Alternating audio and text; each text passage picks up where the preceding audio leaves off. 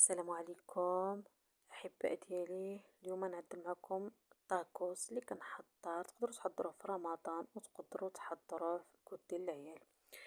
بدايه عنا الكفته مطيبه بحال اللي شفتوا في الطريقه. انا عملت شويه جدد وشويه كامبا، تقدروا تعملوا واحد الحاجه فيهم، اما جدد ولا الكفته اللي عندكم متوفر. عندنا جبن كيسو اللي كيدوب صفار، عندنا مايونيز،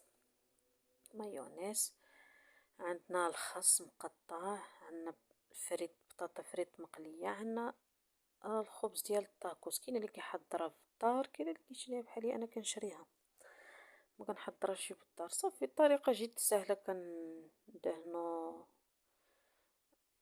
شويه مايونيز في الخبز ديالنا، من بعد كنضيفوا كفته وكنضيفوا شويه ديال الجداد شويه كامبا. يعني هذا تاكوس ميكس.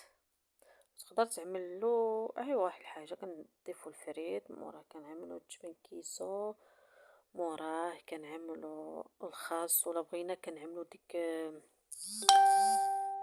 الصوص اندلس. داكشي اختياري، اللي كيبغي الصوص كيزيدها.